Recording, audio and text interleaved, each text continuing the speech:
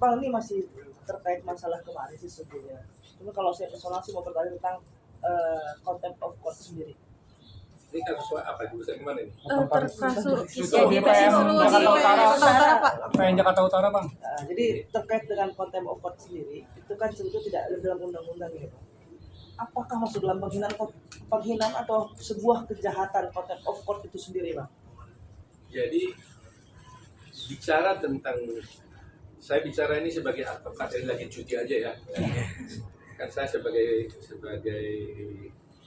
advokat berdasarkan undang-undang, ketika saya menjadi pejabat negara, saya wajib cuti profesi. Ya, tetap advokat, tetapi tidak menjalankan tugas sebagai advokat. Jadi karena ini menyangkut soal persidangan, mungkin lebih tepat kalau saya bicara sebagai advokat ya seperti itu. Nah, bicara tentang contempt of court, memang ini kita kenal nih. Dalam dunia peradilan dimanapun, baik di luar negeri maupun di Indonesia, dikenal contempt of court. Tapi nggak ada dalam undang-undangnya.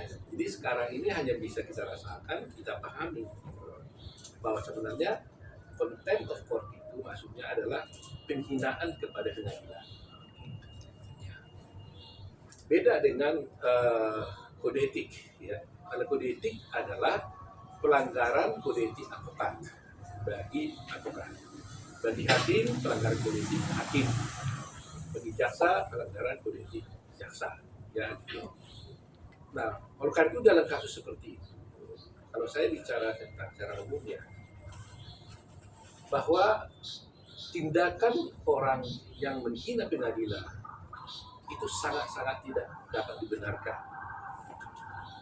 baik oleh pengunjung sidang, terutama oleh para penegak hukum, baik advokat maupun jaksa. Jadi semua pihak di situ. Gak boleh kita melakukan penghinaan kepada pengadilan. Jadi kalau kalian bertanya tentang bagaimana kejadian kemarin, saya terus terang aja waktu kerja dari bertanya pada saya nggak lihat detail sebenarnya kan. Saya anggap nggak ngikutin cara detail. Tapi gara-gara dia tanya, saya perhatikan semua memang ternyata memang ada orang naik ke atas meja untuk pakai toga menginjak-injak meja. Terus terang aja, saya sebagai advokat ya, merasa prihatin sekali karena perbuatan itu sangat-sangat tidak bisa dibenarkan. Ya, selain pertama, dia itu kan tidak sesuai dengan profesi advokat itu sendiri. Karena profesi advokat itu adalah profesi yang terhormat, yang nobel. Jadi dikenal istilah officium nobile. Itu profesi yang terhormat. Nah, kehormatan itu tidak mungkin kita dapat dari orang lain kecuali kita sendiri menunjukkan kehormatan itu sendiri. Jadi, kalau seorang advokat melakukan suatu tindakan yang tidak menghormati profesinya, maka ini betul-betul sangat merugikan profesi itu sendiri. Mencemarkan nama baik profesi, mencemarkan nama baik kehormatan profesi itu sendiri. Jadi ini betul-betul tidak boleh terjadi. Nah, kedua, tindakan itu, saya lihat itu adalah merupakan satu tindakan yang merupakan penghinaan kepada pengadilan. Kalau kita tidak lagi menghormati pengadilan, pasti kita akan mengalami suatu degradasi penegakan hukum, ya kan? Nah, itu sebabnya juga seorang hakim juga kan dituntut juga untuk dia bisa memimpin persidangan itu dengan baik, ya kan? Bahkan hakim juga bisa mengeluarkan orang dari luar persidangan. Ya, ini kewibawaan seorang hakim di dalam pengadilan. Nah, jadi kalau kalian bertanya ada kejadian bahwa seperti itu di dalam ruang persidangan, dengan tegas saya menyatakan bahwa itu sangat tidak dapat dibenarkan. Tidak sangat dibenarkan, merugikan profesi advokat, merugikan kewibawaan pengadilan, dan tentu juga merugikan para pencari keadilan. Itu yang ingin saya sampaikan dalam keadaan seperti itu. Ini kan anggaplah hal yang sangat memalukan ya, Bang. menghilangkan marwah pengadilan, profesi juga segala macam gitu. Hal-hal Bukan seperti memadukan saja, merendahkan. merendahkan ya. Merendahkan profesi advokat itu sendiri. Oke, ini kan personal yang dilakukan secara personal. Loh iya tentunya. Bukan oknum ya, untuk orang tersebut, lawyer tersebut, hal apa sih bang selain untuk dikeluarkan dari keorganisasian ya bang gitu. Kalau aturan umumnya dalam dunia profesi advokat dimanapun, ya kan? Karena organisasi advokat itu kan dibuat berdasarkan undang-undang advokat. Oleh karena itu, seperti kita beradi umpamanya, itu ada mandat untuk membentuk Dewan Kehormatan. Ada juga mandat membentuk komisi pengawas. Dewan Kehormatan itu bertugas mengadili atau memeriksa suatu perkara kode etik yang dilaporkan kepada dia. Jadi dia hanya bisa memeriksa apabila ada pengaduan. Komisi pengawas itu bisa bertindak apabila dia lihat ada advokat yang bertindak diduga melakukan suatu pelanggaran, dia bisa langsung memanggil orang itu. Ya kan? Baru setelah itu bisa juga akhirnya dia membawa itu kepada Dewan Kehormatan. Tetapi persoalan ini sekarang kan tidak hanya di dalam organisasi advokat. Ini kan di pengadilan. Jadi sebenarnya yang harus kita pertanyakan kepada pengadilan, bagaimana sikap pengadilan terhadap hal yang seperti ini. Itu yang menjadi pertanyaan kita. Nah ini mungkin terjadi akibat daripada terus terang aja perpecahan-perpecahan advokat ini, sehingga banyaknya advokat-advokat yang ada sekarang yang menimbulkan ketidakpastian terhadap penegakan hukum terhadap pelanggaran-pelanggaran seperti ini. Contoh, kalau dulu pertama kali berani saya dirikan, jelas itu Ketua Mahkamah Agung Bapak Girmanan dilanjutkan oleh Pak Hari Bentupa Ketua Mahkamah Agung kemudian itu menyatakan bahwa untuk bisa beracara di pengadilan harus memiliki kartu pengenal advokat yang dikeluarkan oleh Peradi. Nah, jadi kalau ada orang melanggar kode etik di sana, melanggar hukum, kalau Peradi menghukum dia mencabut izinnya, otomatis dia tidak bisa lagi berperkara di pengadilan. Itu. Dan di mana-mana juga seperti itu, lisensinya dicabut, selesai. Sehingga kewibawaan organisasi itu terlihat. Dan itu membantu proses persidangan di pengadilan. Karena dengan kewibawaan organisasi advokat, maka pengadilan pun akan menjadi terhormat. Karena dijaga oleh organisasi advokat yang kuat. Nah, kalau organisasinya tidak seperti ini, terjadi seperti ini, bagaimana? Bagaimana tindakan pengadilan? Karena kewenangan pengadilan hanyalah terbatas kepada penyumpahan advokat. Jadi umpamanya organisasi advokat mengangkat seseorang advokat, kemudian diajukan ke pengadilan untuk bersumpah di pengadilan tinggi. Karena undang-undangnya mengatakan seorang advokat sebelum menjalankan tugasnya, dia wajib bersumpah di pengadilan tinggi. Hanya satu pasal ini, campur tangan pengadilan kepada dunia advokat ini. Nah, dulu yang boleh mengajukan penyumpahan itu hanya Peradi. Nah, sekarang yang boleh mengajukan penyumpahan seluruh advokat. Nah, seandainya ada yang melanggar seperti menghina pengadilan, oleh organisasinya itu dicabut izinnya umpamanya, kemudian orang ini pindah ke organisasi advokat yang lain, kan nggak bisa diapa-apain juga, tetap dia bisa beracara. Yang lebih parah sekarang ini ada tendensi advokat setelah diangkat oleh satu organisasi advokat, kemudian disumpah oleh pengadilan tinggi, atas dia kan bisa beracara. Kemudian melanggar suatu seperti ini, melakukan penghinaan pengadilan. Dia menyatakan keluar dari semua organisasi manapun di atas. Umpamanya dia menjadi masuk di organisasi X. Dia bilang saya keluar. Dan tidak mendaftarkan dirinya sebagai advokat sebagai anggota daripada organisasi itu. Bayangin, siapa yang mengawasi dia? Ini yang betul-betul sangat berbahaya. Jadi ada satu individu mengaku diri sebagai penegak hukum, tidak terdaftar di organisasi advokat manapun, dia bebas berkeliaran melakukan perbuatan hukum apapun. Dan kalau dia menipu kliennya, dia tidak ada satu orang pun yang bisa menindak dia. Dan itu mereka. Karena itu tendensinya sekarang. Dia bilang, ngapain saya daftar jadi advokat organisasi apapun? Supaya saya bebas berbuat apa saja. Nah ini berbahaya. Itu legal bang sekarang bang. Kenyataannya, faktanya banyak. Tapi dia Nah, tidak punya itu. bas bang, Hmm? tidak punya bas. Dia punya bas, oke? Katakanlah diangkat dia oleh organisasi, jadi advokat kan? Kemudian disumpah ke paling tinggi, kemudian berpraktek. Setelah itu dia keluar dari organisasi advokatnya. Lantas kalau dia melanggar kode etik, siapa yang mengadili? Kalau selama ini isunya kan dia pindah, masih mendingan di tempat lain dia bisa diadili. Ini enggak, dia nggak pindah, dia keluar, tidak mau jadi anggota organisasi advokat. Ini yang selalu saya serukan itu. Jadi ini yang harus dipertimbangkan oleh semua para pihak-pihak terkait. Bahayanya. Nah, akibatnya apa? Yang rugi pencari keadilan. Yang rugi klien-kliennya. Klien-klien itu kan pencari keadilan.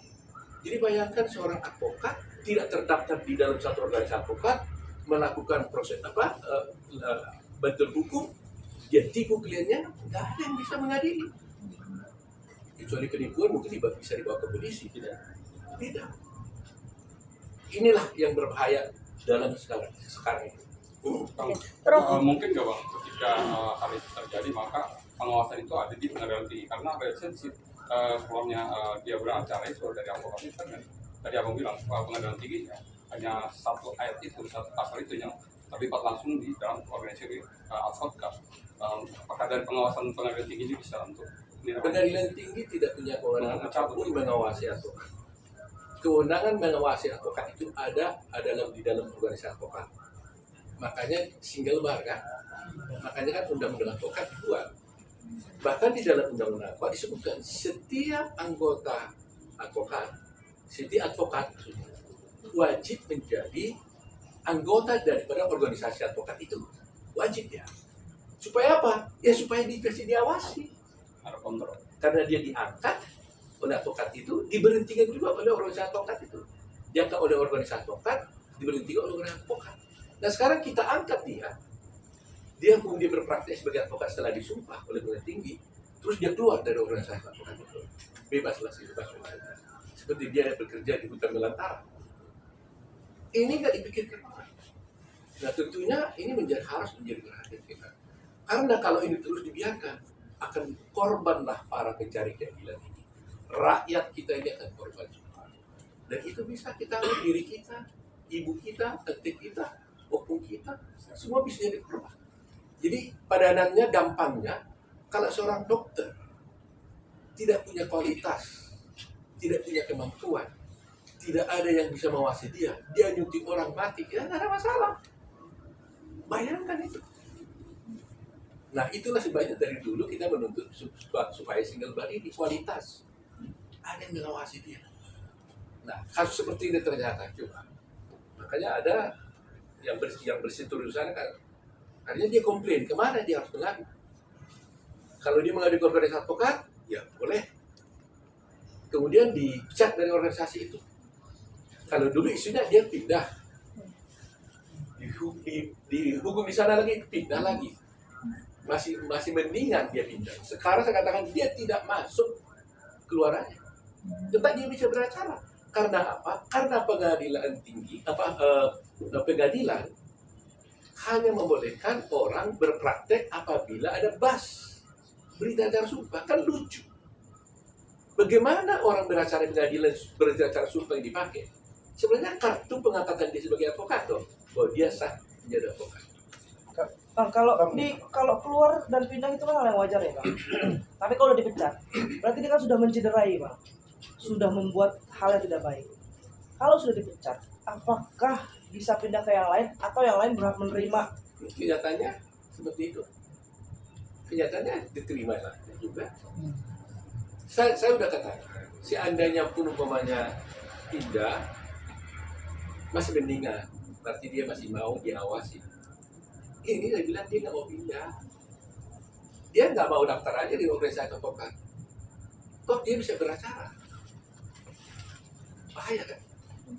Bahaya. Jadi ada seorang penegak hukum bekerja menegakkan hukum, bisa menerima fee dari kliennya, tapi tidak satu pun yang bisa mengawasi dia. Bang, terkait sidang Kisruh kemarin kan Hotman Paris meminta langsung ke Pak Oto nggak Bang terkait meminta bantuan saat sidang Kisruh kemarin? Kan kemarin udah sempet disonding tuh sama Bang Hotman, rekan saya Oto Hasibuan gitu. Ya, dia kan sahabat, teman sejawat. Dia ngomong di media, saya lihat juga dengar. Tetapi saya hanya terbatas, tentunya saya bisa membantu apa. Ini seperti saya sudah sampaikan tadi masalahnya, ya kan? Saya hanya bisa menjelaskan secara umum pernyataan saya seperti ini. Kalau ini kan saya bisa bertanggung jawabkan. Dan ini adalah tuntutan setiap orang, tuntutan semua rakyat Indonesia. Hendaknya seorang advokat itu adalah bermartabat, nobel, terhormat, menjaga kode etik, ya, terus melindungi kliennya. Itu tugas seorang advokat. Dan wajib untuk menjaga kehormatan martabat pengadilan. Kita ini udah puluhan tahun jadi advokat ya. Saya bisa paham. Kadang-kadang kita pun banyak juga berbeda pendapat dengan sikap daripada pengadilan, umpamanya hakim. Yang namanya bersidang kan selalu ada perbedaan pendapat. Bisa juga kita jengkel, bisa, saya paham. Tetapi apapun yang terjadi, kami ini tidak pernah berani berbuat seperti itu. Tidak pernah. Dan tidak akan berani. Bahkan yang paling parah pun, yang paling serius pun kita lakukan, paling kita walk out. Kalau kita tidak setuju dengan suatu sikap pengadilan, paling kita walk out. Dan walk out pun kita harus terhormat. Kita sampaikan, Pak Hakim, kami tidak sependapat dengan ini. Oleh karena itu demi kepentingan klien kami, pembelaan kami, bla bla bla, saya dengan ini mohon dengan hormat kami meninggalkan persidangan. Itu pun sebenarnya sudah sangat berat hati kita lakukan itu. Tapi tetap dengan hormat. Tidak boleh tuduh-tuduh kau begini-begini, tidak bisa. Karena itu keuangan pengadilan. Tetapi saya juga tentunya mengharapkan supaya pengadilan juga menjaga kehormatan itu. Nah, dalam seperti ini ya, kalau Anda bertanya bagaimana menyelesaikannya, harus kita kembalikan kepada pengadilan. Prof, oknum tersebut malah melaporkan hakim ke yudisial dan MA. Boleh minta pendapatnya nggak, Prof? Ada yang aneh kan, maksudnya dia sudah salah tapi malah melaporkan ke yudisial dan ke MA. Ya kalau orang melaporkan haknya, soal siapa nanti yang benar kan nanti duduk komisi yudisial yang akan memeriksa. Tapi kalau orang melapor, kalau dia merasa seseorang hakim diduga melakukan suatu pelanggaran, memang jalurnya dia harus melaporkanlah kepada komisi yudisial. Dia tidak bertindak naik ke atas meja, tapi pergi ke komisi yudisial. Ada satu contoh kasus dulu ya. Bila mudah-mudahan saya tidak lupa, itu kasusnya di Jakarta Utara juga. Ketua pengadilannya itu sekarang udah marhum mungkin Sareh Wiono, Ketua Pengadilan Negeri, masih ingat kali itu. Ada sesuatu pengacara di sana, menurut dia itu tidak atau gimana ya, menganggap itu penghinaan pengadilan. Dia telepon saya sebagai ketua umum Pradi pada waktu itu. Dia telepon, oh itu gimana nih? Buatlah pengaduannya Pak. Dia buat, kita proses itu. Itu benar gitu. Nah, kalau itu tidak dia selesai, dia nggak bisa apa-apa lagi. Nah, tapi dengan sekarang ini saya yakin pengadilan akan mengalami kesulitan. Gitu. Sulit mungkin buat dia apa? Nah, kita tunggu lah ya. Itu buat ranah saya. Kalau udah Mahkamah Agung kan udah boleh lah kita boleh itu ranah Mahkamah Agung, pengadilan ranah pengadilan. Yang boleh hanya sampaikan karena ini memang dalam rangka penegakan hukum, wajib hukumnya saya memberi penjelasan kepada masyarakat. Apalagi dikejar-kejar informasi.